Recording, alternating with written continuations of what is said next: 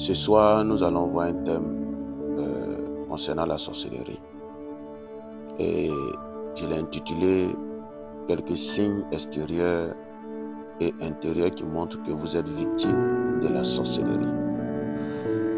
La sorcellerie, on l'a plusieurs fois définie ici. Vous savez ce que c'est que la sorcellerie. Mais je vais revenir encore sur la définition. La sorcellerie, c'est un pouvoir de destruction de Satan. La sorcellerie, c'est des capacités vraiment de nuisance des ténèbres. La sorcellerie, lorsqu'elle est quelque part, elle empêche les hommes, si c'est dans une famille, cette famille-là d'évoluer. Elle va priver les familles de joie, elle va priver les familles de bonheur, elle va priver les familles d'allégresse, elle va priver les familles vraiment même de fécondité. La sorcellerie, c'est un poison. Mes frères et sœurs, la sorcellerie, c'est un poison. La sorcellerie, lorsqu'elle est dans une famille, il n'y a pas de progrès. La sorcellerie, lorsqu'elle est dans une famille, il ne peut pas avoir de progrès et il n'aura jamais de progrès. Et même si elle se permettait de laisser certaines personnes comme si elles évoluaient, c'est juste pour les détruire après. La sorcellerie n'a pas d'amis. Le sorcier n'a pas d'amis. La sorcellerie, c'est des moyens. C'est des moyens de saper la destinée des gens. Quand la sorcellerie est dans la vie d'une personne ou bien dans une famille, elle va commencer à saper les destinées. Elle va commencer à détruire les destinées. Vous verrez des jeunes gens qui sont vraiment intelligents, mais qui ne pourront jamais rien réaliser. Des jeunes filles intelligentes qui ne pourront rien réaliser. Mais je prie ce soir que le Seigneur se souvienne de toi dans le nom de Jésus. Avant cela, nous allons lire un passage biblique dans le livre de Psaume chapitre 22, le verset 17 et le verset 21. Je lis la parole de Dieu. « Car des chiens m'environnent, une bande de scélérats rôde autour de moi. Ils ont percé mes mains et mes pieds. » Au verset 21, il dit « Protège mon âme contre le glaive, ma vie contre le pouvoir des chiens. » Je prie que Dieu te protège du pouvoir des chiens ce soir, que Dieu te protège du glaive des chiens ou bien du glaive de la sorcellerie. Bien-aimés, d'abord, ce passage est tiré de Psaume. Psaume ici, c'est Psaume chapitre 22 et de David, bien sûr. Est-ce que vous voyez le psaume qui suit le 22, c'est le psaume 23, où il dit « L'Éternel est mon berger ». Et d'abord, dans le temps, le psaume 22 et le psaume 23 faisaient pratiquement le même psaume. Avec le temps, on a réussi à séparer et pour montrer réellement que ce n'était pas dans le même contexte. Et nous voyons que là-bas, David parle un peu de la présence de Dieu, l'Éternel mon berger, de la provision divine, etc., de la protection de Dieu, de la sécurité de Dieu, alors qu'ici, il nous présente des ennemis, il nous présente les ténèbres. Mais dans le contexte ici, c'est une révélation que David a eue du Seigneur Jésus. Mais aujourd'hui, nous n'allons pas entrer dans ce contexte, mais plutôt parler de notre contexte actuel. Dans notre contexte actuel, la Bible nous parle des chiens. Il dit ici, des chiens m'environnent, une bande de scélérats rôde autour de moi, ils ont percé mes mains, etc. On va essayer de définir un peu un scélérat. Je vais commencer d'abord par un scélérat. Qu'est-ce que c'est qu'un scélérat? Un scélérat se définit comme quelqu'un qui a commis ou qui est capable de commettre des grands crimes. Il dit bien, un scélérat, c'est quelqu'un qui a commis ou bien qui est capable de commettre des grands crimes. C'est celui qui manifeste des intentions ou des sentiments criminels et perfides. Bon, pour ceux qui ne savent pas ce que veut dire le mot perfide, ça veut dire quelqu'un qui est déloyal, qui est sans foi, qui manque à sa parole, qui est dissident ou rebelle, qui n'a pas de parole. Bon, qu'est-ce que c'est qu'un chien? Je vais définir aussi, vous allez trouver comme, peut-être c'est des trucs terre à terre, vous connaissez déjà, mais je vais me permettre de définir quand même. Un chien, c'est dans un sens figuré, un chien c'est une personne rude et sévère, avare, déloyale, ou faisant autrement preuve de bassesse. Aussi, dans la Bible, quand on parle de chien, on fait allusion aux prostituées, ou bien à la prostitution, ou bien à l'homosexualité. Donc, voici dans la Bible, dans la vision de David, ces deux groupes de personnes-là étaient à ses trousses. Il dit, les scélérats et les chiens l'environnaient. Les scélérats et les chiens l'environnaient. Et ces scélérats et les chiens étaient là pourquoi? Quelle est la raison de leur présence? Pourquoi ces scélérats étaient là? Pourquoi ces chiens étaient là? Pourquoi ces hommes étaient là? Et ils sont prêts, ils tiennent un glaive, ils sont prêts à le percer, ils sont prêts à lui faire du mal. Je prie que tous les scélérats, tous les chiens qui sont autour de toi, le Seigneur te les éloigne. Et j'ai parlé de deux axes principaux dans notre étude ce soir. J'ai dit le premier axe c'est les signes intérieurs ou les signes extérieurs. On va prendre d'abord les signes extérieurs. Dans les signes extérieurs, nous avons des réclamations liées à la vie. Par exemple, on prend le cas de Naomi. J'ai eu enseigné sur Naomi concernant les mauvaises décisions. Mais ici, on voit que Naomi a été réclamée. On voit ici une réclamation. Voici une vie paisible. Mais à cause, la sorcellerie peut t'amener à prendre de mauvaises décisions. Quand la sorcellerie contrôle ta vie, tu prends que de mauvaises décisions. Et quand tu prends ces mauvaises décisions, tu vas à ta perte. Vous voyez des gens, ils prennent des décisions comme s'ils ne réfléchissent pas, comme s'ils manquaient d'intelligence. Non. Ça, en réalité et à la vérité, ce sont des gens qui sont réclamés par la sorcellerie. Donc, c'est un signe extérieur de la sorcellerie. Nous avons aussi le complot des frères de Joseph pour le faire mourir. Vous voyez, ça veut dire la sorcellerie réclamait Joseph. Et quand vous lisez l'histoire, vous verrez que réellement sa mère était dans des pratiques bizarres. Voilà, elle avait des fétiches, etc. Toutes ces choses-là. Donc la sorcellerie peut agir d'une manière ou d'une autre. Il y a des signes pareils. Ça veut dire que tu vas constater qu'il y a des choses qui ne fonctionnent pas vraiment pas du tout avec toi. Il y a aussi un grand homme puissant, mais qui a été réclamé par la sorcellerie, que nous voyons par exemple le cas de Samson. Samson, un homme puissant, un homme qui avait de la valeur, mais il a livré son secret à Delilah ou à Dalila, et malheureusement sa vie a été détruite. Ça veut dire qu'il a été victime de la sorcellerie. Et je prends un dernier cas et je m'arrête là pour quelques signes extérieurs et je vais vous expliquer. Aman a monté un poteau et un complot pour détruire et Mardochée et le peuple hébraïque. Dit simplement que ce sont en fait des signes que la sorcellerie montre clairement qu'elle veut en découdre avec certaines personnes. Tu vas constater dans ta vie que tu n'as rien fait aux gens. Tu n'as rien fait de grave. Mais malheureusement, tu te rends compte que les gens veulent te détruire. Ils veulent te faire du mal. Ils vont te mettre des pièges. Quand c'est ainsi, il faut savoir qu'il y a la sorcellerie qui te réclame. Il faut savoir que tu es victime de la sorcellerie. Ne dis pas non, oui, moi je n'ai pas de chance, je suis mal. Non. Quand Dieu a créé toute personne sur la terre, il a mis en chacun d'entre nous une destinée. Alors, lorsque tu constates qu'il y a quelque chose qui ne fonctionne pas normalement, c'est qu'il y a la sorcellerie qui est en train de décider quelque chose à ta place. La sorcellerie qui est en train d'agir contre toi dans le secret.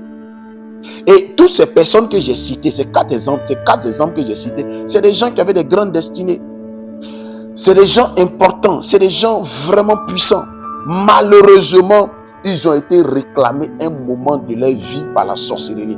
La sorcellerie ne tient pas compte de ton ministère. La sorcellerie ne dit pas non, comme tu es un pasteur, comme tu es un ancien chrétien, comme tu pries beaucoup. Non, la sorcellerie ne tient pas. Elle va tenter toujours sa chance. La sorcellerie est persévérante.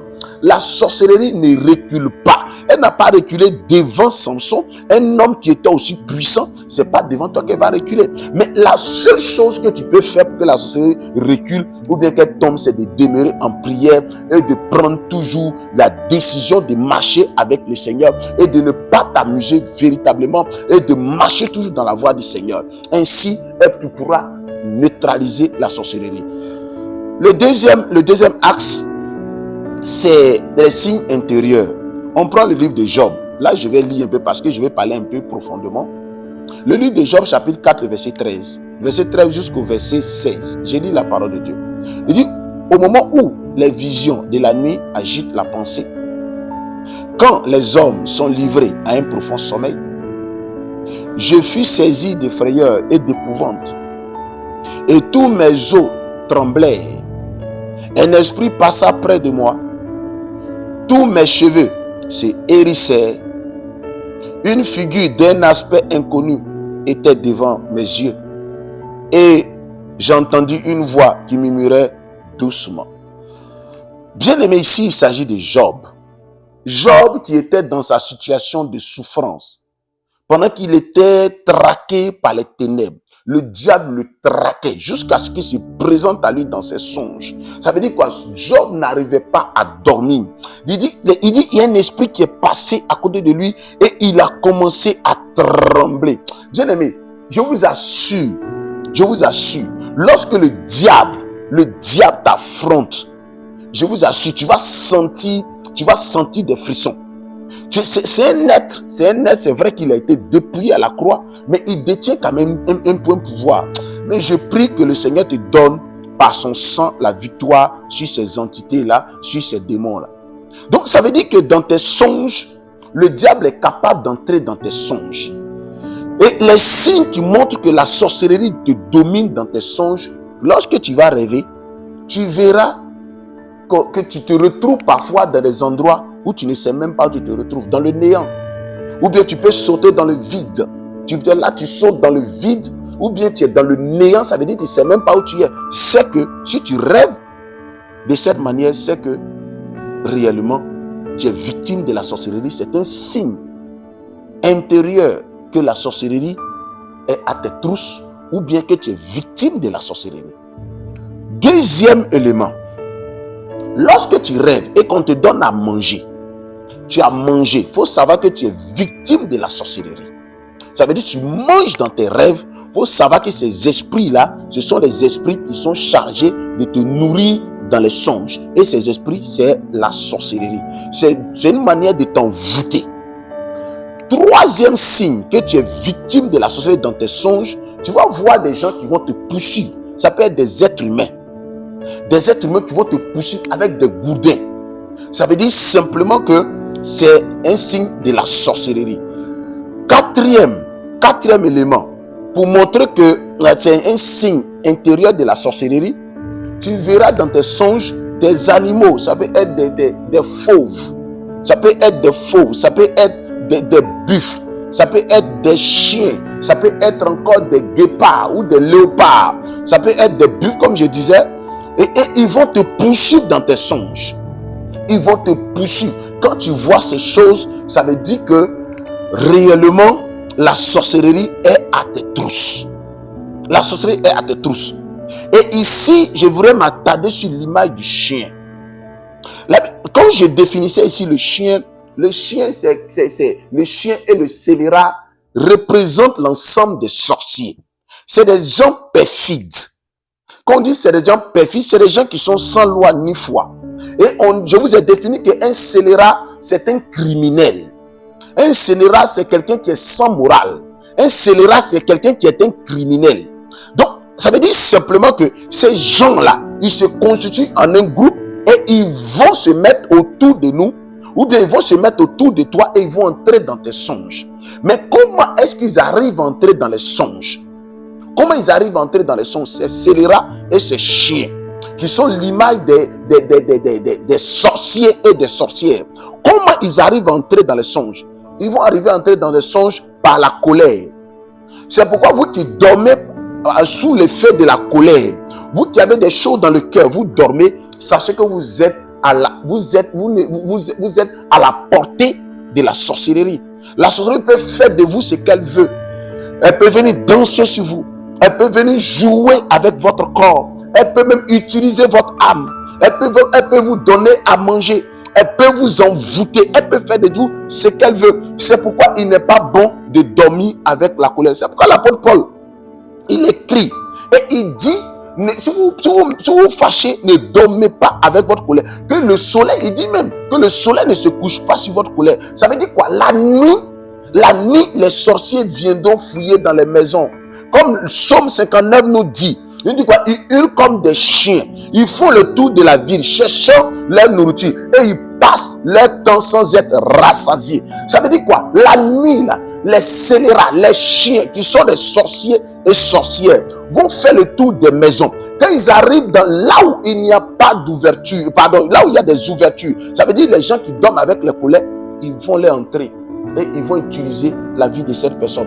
Ils utilisent certains même comme des chevaux, comme des animaux de compagnie dans les songes. Pourquoi? Parce que réellement ces gens ont dormi avec les colères. C'est pourquoi vous qui m'écoutez ce soir, bien-aimés frères et sœurs, ne dormez jamais avec la colère. Quel que soit ce qui t'anime, arrange-toi pour pardonner d'abord. Même si tu n'as pas accès à la personne à qui demander pardon, arrange-toi pour libérer ton cœur. Dis à Dieu, Seigneur, aide-moi à libérer mon cœur ce soir.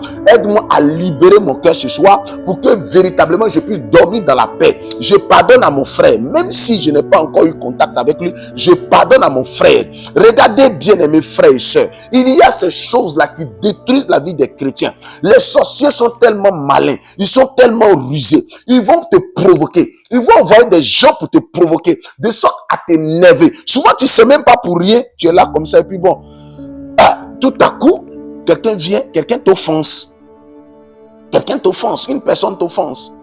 Mais tu te demandes, mais pourquoi est-ce qu'elle a eu à me dire ça? Juste pour rien.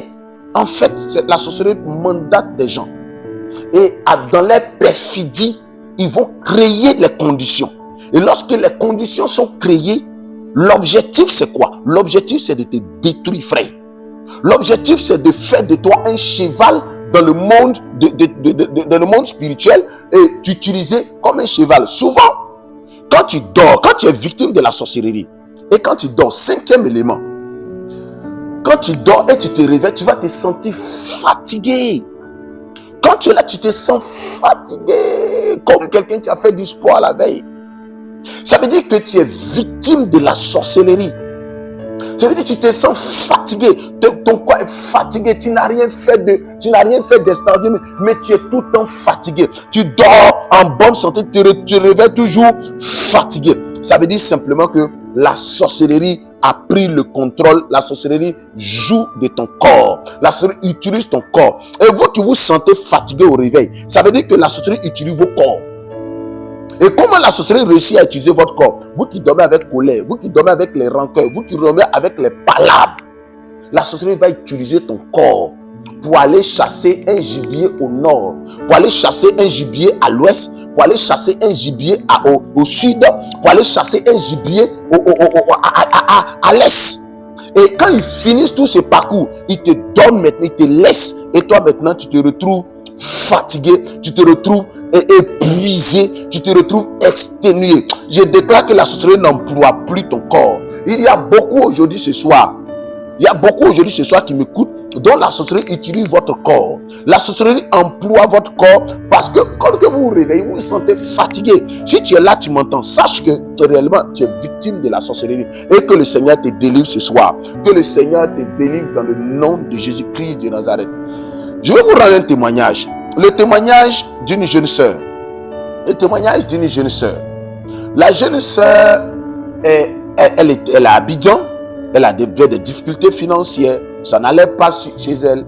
Elle allait dans un pays limitrophe ou bien dans un pays africain où la pratique de la sorcellerie est vraiment élevée. Et on lui a fait faire des pratiques. Écoutez bien, frères et sœurs. On lui a fait faire des pratiques vraiment de sorcellerie. Et lorsque elle vient, elle est revenue à Abidjan, elle a commencé à coucher avec des hommes. Et lorsqu'elle couche avec un homme, au lieu que ce soit elle qui couche avec l'homme, non. Mais c'est sa grand-mère qui est quelque part qui subit le coup sexuel des hommes, si elle couche avec 10 hommes, elle couche avec 20 hommes, au lieu qu'elle ressente la douleur, elle ressente la fatigue, c'est sa grand-mère qui ressentait la fatigue. Et la grand-mère, elle n'était pas sorcière, elle était une victime de la sorcellerie de sa fille, de sa petite-fille, pardon. Elle était victime de la sorcellerie de sa petite-fille. Elle va chercher Dieu, elle va commencer à prier. Et un jour, dans la prière, Dieu va révéler dans la prière, par la prière, etc. sera dévoilé. Et cette jeune sœur a été dévoilée et son fétichisme et sa sorcellerie ont été brisés. Combien parmi vous, par la négligence des choses de Dieu, par la négligence de la vie spirituelle, par la négligence de la prière, par la négligence du jeûne, votre corps là, quelqu'un va coucher avec un garçon, une femme va coucher avec un garçon, et c'est toi ton corps. Un homme va aller coucher avec une femme quelque part, et c'est toi ta partie génitale, tu es là toujours, ta partie génitale te fait mal, tu comprends pas, parce que la sorcellerie utilise ta partie génitale pour aller coucher avec des femmes ailleurs. Tu es là, tu dors bien, tu te réveilles, tout est gâté sur toi. Ça veut dire simplement que la sorcellerie utilise tes parties intimes pour pouvoir aller coucher avec des femmes, aller coucher avec des êtres bizarres, et c'est des démons. Voici pourquoi est-ce que certains ont des promesses, mais ces promesses ne se réalisent pas. Ces promesses n'arrivent pas à se réaliser. Ces promesses n'arrivent pas à se réaliser.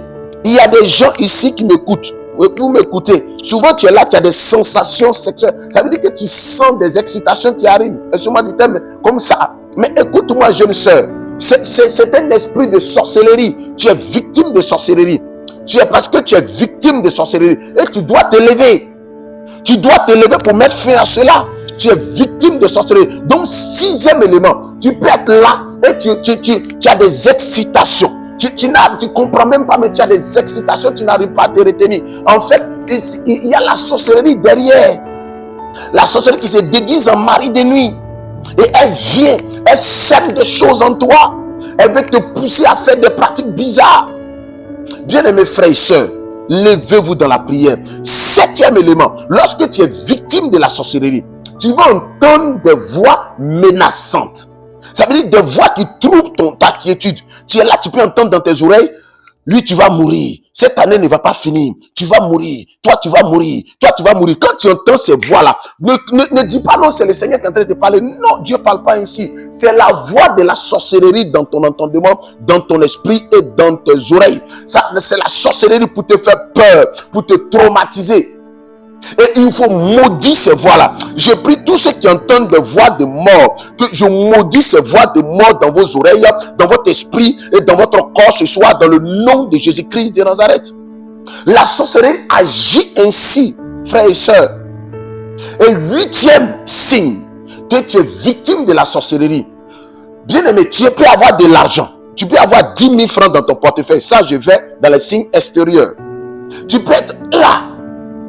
Tu peux être là, tu peux avoir 10 000. Mais lorsque tu calcules, c'est pas ce que tu as acheté. Il te reste 5 000 francs. La sorcellerie aussi vole l'argent. Ça, c'est les signes extérieurs. Mais la sorcellerie vole l'argent. 8e signe, la sorcellerie est voleuse. C'est une voleuse.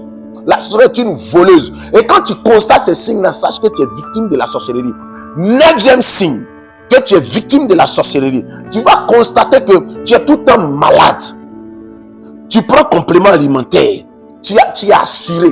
Tu as un médecin, tu as un pédiatre, mais toi-même tu es malade tout le temps. Tes enfants sont malades tout le temps. Sache que vous êtes victime, toi et ta famille, vous êtes victime de la sorcellerie. Vous êtes victime de la sorcellerie. Et si tel est le cas, cherchez à entrer en contact avec moi pour que réellement on puisse vous aider. Il faut qu'on pose des actions dans vos maisons pour que la sorcellerie ne puisse plus vous contrôler. Parce que vous êtes sous le joug de la sorcellerie. Vous êtes sous le joug de la sorcellerie. Oui, vous êtes sous le joug de la sorcellerie. Tes enfants sont tout le temps malades. Ta femme est tout le temps malade. Toi-même, tu es tout le temps malade. Vous êtes tout le temps malade. Maladie. Tu n'es jamais en bonne santé, frère et soeur. Ça veut dire que tu es victime de la sorcellerie. C'est la sorcellerie qui agit ainsi. Elle agit par envoûtement. Elle agit par oppression. Elle agit par enchantement. 9e et 10e signe que tu es victime de la sorcellerie, c'est que quand tu dors, ça veut dire quand tu te couches, tu as comme l'impression que quelqu'un vient t'appuyer. Et arrivé au moment, tu peux être en train de lutter pour te réveiller. Ton esprit est conscient, mais tu n'arrives pas à te réveiller. Et quand tu cries au nom de Jésus, automatiquement, le gars, il te lâche. Ça veut dire simplement que tu es victime de la sorcellerie, frères et sœurs. Vous êtes victime. Si cela t'arrive, ça veut dire que tu es victime de la sorcellerie. C'est un signe intérieur que tu es victime de la sorcellerie. Et tu dois t'en débarrasser. La Bible dit dans Somme 59, ils font le tour de la ville, ils hurlent comme des chiens, cherchant leur nourriture, passant toute la nuit sans être rassasiés. La sorcellerie, c'est le symbole du chien. Où est le chien, le symbole de la sorcellerie. Elle est vorace. La sorcellerie est vorace. Elle n'est jamais satisfaite. Elle parcourt les maisons, elle parcourt les familles, jour et nuit, en train de chercher des corps, en train de chercher des vies. C'est pourquoi la Bible dit dans l'Apocalypse que c'est des vendeurs de corps, c'est les vendeurs d'âmes, c'est les vendeurs de vie des hommes. Mais je prie, toi qui as été vendu gratuitement par la sorcellerie, que le Seigneur te rachète par son sang ce soir. Je dis que le Seigneur te rachète par son sang ce soir. Que le Seigneur te rachète par son sang ce soir. La Bible dit que la Christ a dépouillé les dominations, les autorités, il les a livrés publiquement au spectacle en triomphant d'elle par la croix. Par la croix, Christ a triomphé de la sorcellerie. Que le Seigneur vienne te sauver là où tu es, frère. Que le Seigneur vienne te sauver là où tu es, sœur. Donc, je disais que, bien-aimés frères et sœurs, la sorcellerie, aujourd'hui, n'est plus là où vous pensez. On pense souvent que la sorcellerie est au village. On pense que la sorcellerie est quelque part. Non, la sorcellerie est partout. Écoutez, la sorcellerie est partout. La sorcellerie est dans nos maisons. La sorcellerie est dans nos églises. La sorcellerie est dans nos hôpitaux. La sorcellerie est dans nos services. Oui, peut-être ton collègue qui est là, ou ta collègue, peut-être c'est une sorcière, une sorcière. Oui, c'est pas parce que quelqu'un est propre qu'elle n'est pas sorcier, pardon. C'est pas parce que quelqu'un est propre qu'il n'est pas sorcier. C'est pas parce qu'une personne est propre qu'elle n'est pas sorcier. Oui, aujourd'hui, la sorcellerie est passée à un autre level. On veut parler de la magie blanche, la magie noire, le mysticisme, tout ça, c'est la sorcellerie. Mais lorsque tu es victime, il y a des signes que tu vas constater. Et le 11e signe que tu es victime de la sorcellerie, tu vas constater que réellement, tu es doué, tu as des compétences intellectuelles. Mais on rejette toujours toi ton dossier. Tu déposes ton dossier quelque part, mais on rejette ce dossier-là. Tu ne comprends même pas. Tout le monde va, on accepte tout le monde, mais quand tu arrives net, on dit bon, ok, c'est fini. Oh, tu es en rang, tu es dans le rang. Tu es dans le rang, mais lorsque ton tour arrive, on dit bon, ok, c'est bon, on ne prend plus de personnes, retourne à la maison. C'est que réellement tu es victime de la sorcellerie, frère. C'est que tu es victime de la sorcellerie, sœur. Oui, si tu constates ces choses, c'est que tu es victime de la sorcellerie et tu dois t'élever. 12e signe extérieur de la sorcellerie, c'est que tu travailles même. Tu es marié. Oui, tu as des enfants. Mais il n'y a jamais la paix entre toi et ta femme. Il n'y a jamais la paix entre toi et ta femme. Il n'y a jamais la paix entre toi et ta femme. Ça veut dire que tu es victime de la sorcellerie. Lorsque nous prenons la Bible, nous entrons dans l'histoire de David. Nous nous rendons arrivé un moment, le diable a commencé, la sorcellerie a commencé à détruire la famille de David. Et la sorcellerie a suscité Absalom pour le combattre, s'est rébellé. La sorcellerie a commencé à l'attaquer par la rébellion. Et lui, en tant que grand David, a commencé à fuir. Oui, quand tu vois que tes enfants sont rebelles, ça veut dire que la sorcellerie est entrée là. Oui, quand tu vois que ta femme est rebelle, c'est que la sorcellerie est là. Quand tu vois que toi-même là, tu n'arrives pas à te contenter de ta femme, tu as envie d'aller dehors, chercher d'autres femmes, c'est que tu es victime de la sorcellerie. Je prie que le Seigneur vous délivre ce soir. 12e signe qui montre que tu es victime de la sorcellerie, c'est que tu n'es jamais, tu es marié, c'est vrai, mais quand tu regardes ta femme, tu prends plus de plaisir avec ta femme. Tu regardes ton fiancé, tu prends plus plaisir à ton fiancé. Tu regardes ta fiancée, tu ne prends plus plaisir à ta fiancée. C'est-à-dire que l'amour que tu avais pour lui, l'amour diminue. Écoutez-moi bien, un jour le Seigneur m'a enseigné là-dessus. Vous qui êtes fiancé et marié, si vous ne priez pas pour l'amour de votre fiancé ou bien l'amour de votre fiancé là, un matin, elle se lèvera, ou bien un matin, il se lèvera et il dira qu'il ne ressent plus rien pour vous. La sorcellerie a la capacité d'enlever l'amour dans le cœur de ton fiancé, l'amour dans le cœur de ta fiancée. Si tu vois que ton fiancé commence à s'éloigner de toi, ton mari commence à s'éloigner de toi, ta fiancée commence à s'éloigner de toi, ta femme, ton épouse commence à s'éloigner de toi, sache que la sorcellerie est entrée. La sorcellerie est entrée. C'est un signe que tu es victime de la sorcellerie, ou bien votre famille est victime de la sorcellerie. 13e signe qui montre que tu es victime de la sorcellerie. 13e signe qui montre que tu es victime de la sorcellerie. 13e signe qui montre que tu es victime de la sorcellerie. 13e signe qui montre que tu es victime de la sorcellerie. 13e signe qui montre que tu es victime de la sorcellerie. Ce 13e signe-là, bien-aimés frères et sœurs, écoutez-moi bien. C'est que quand il y a rébellion quelque part, quelqu'un qui est rebelle est victime de la sorcellerie. Quelqu'un qui ne respecte pas, on dit il est impoli, il ne respecte personne, il est insoumis, il est rebelle. Il est victime de la sorcellerie. J'ai défini un chien, j'ai défini les scélérats. Un scélérat, on dit c'est quelqu'un qui est perfide. C'est un criminel, un perfide, quelqu'un qui est rebelle, quelqu'un qui n'est sans foi, sans loi, quelqu'un un dissident. Donc ça veut dire simplement que un rebelle, forcément, la sorcellerie le fatigue. Il n'a qu'à dire que lui, Dieu lui parle. En fait, il est conduit par la sorcellerie. C'est la sorcellerie qui le domine. Il est victime de la sorcellerie. D'autres même, il y a des rebelles même qui sont des sorciers. Je vous dis, la plupart ceux qui aiment se révolter, rebelles passifs, dissidents, c'est des sorciers. Ceux qui ne sont pas sorciers eux-mêmes, ils sont victimes. 13e signe, je crois bien, 13e ou 14e signe. La 13e, 14e signe, là c'est un signe intérieur. Un signe intérieur. Un signe intérieur. Le 14e signe, un signe intérieur, de ce qui montre que tu es victime de la sorcellerie. Oh Seigneur, merci. Ce qui montre que tu es victime de la sorcellerie, tu seras toujours, c'est-à-dire tu es là, tu sens ton cœur comme si il y a des choses dans ton cœur. C'est-à-dire tu n'es pas tranquille. Il y a une peur. Vous voyez, tu es là, puis tu as une peur qui est dans ton cœur. Tu as tout le temps peur. Un petit bruit, tu sautes. Tu as tout le temps peur. Tu as peur comme si un malheur va arriver, un danger est proche. C'est-à-dire tu as tout le temps peur. Si tu vois cela, frère, si tu vois cela, sœur, c'est que tu es victime de la sorcellerie. Tu es victime de la sorcellerie. Et tu dois t'élever. Tu dois t'élever. Tu dois t'élever dans la prière. Et je m'arrête là sur ces 14 signes. Je voudrais, toi qui m'as écouté ce soir, ou bien toi qui m'écouteras après, je voudrais, si tu vois tous ces signes que je viens de citer, et je vais donner un dernier signe. Je ne peux pas laisser ça. Un dernier signe, le 15e, et je m'arrête. Le dernier signe, qui est un signe intérieur et extérieur à la fois, c'est que tu deviens, toi qui étais généreux, tu deviens méchant. Quand tu vois que tu n'arrives plus à donner de l'argent, même à l'église, tu ne peux plus payer tes dîmes, tu ne peux plus faire offrande. Quand on dit les choses de Dieu, ton cœur est devenu dur. C'est que tu es victime de la sorcellerie. Oui, c'est que tu es victime de la sorcellerie parce que même dans le monde, même dans le monde païen, je dis même dans le monde païen, on sait que faire du bien est de Dieu. Et même ils savent ça. Que faire du bien, la donner là, c'est de Dieu. Que c'est bon de faire du bien à autrui.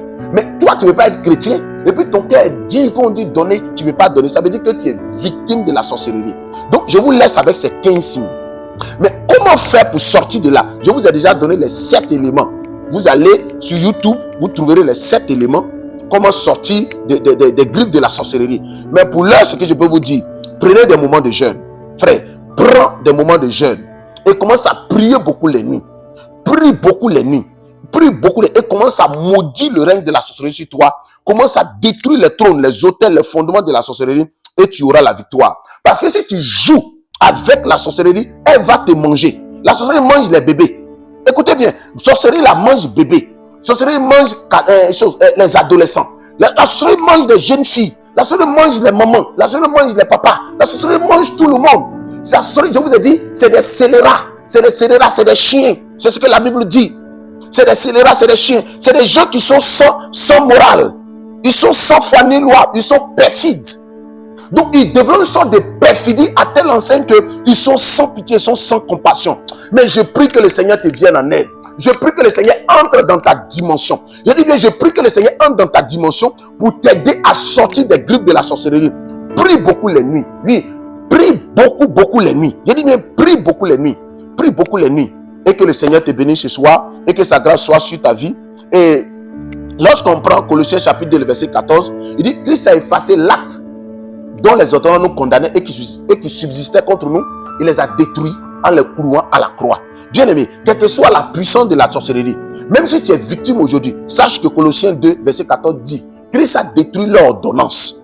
Christ a détruit leur pouvoir à la croix de Golgotha. Par le sang de Jésus, nous avons vaincu la sorcellerie. Par le sang de Jésus, nous avons écrasé la sorcellerie. Par le sang de Jésus, nous avons détruit la sorcellerie. C'est pourquoi je prie ce soir, toi qui étais victime, que le Seigneur vienne te délivrer et que le Seigneur t'accorde sa vie. Et que véritablement le sang de Jésus te délivre de toute forme de dépôt de la sorcellerie en toi. Et la Bible dit encore que la cognée est déjà mise à la racine des arbres. Tout arbre qui ne porte pas de bons fruits sera coupé et jeté au feu. La sorcellerie est un arbre qui ne porte pas de bons fruits. La sorcellerie est un arbre maudit. La sorcellerie est une semence maudite. Et je prie à partir d'aujourd'hui, vous qui êtes victime de la sorcellerie, je maudis la sorcellerie dans votre corps, dans votre âme, dans votre esprit, et que le Seigneur vous délivre et que sa paix soit sur vous. Je prie que la paix de l'Éternel soit sur vous, que le Seigneur vous protège. Bien-aimés frères et sœurs, ainsi, nous allons arrêter là. Que la paix de l'Éternel soit sur toi et que sa grâce te couvre. Au nom de Jésus. Amen.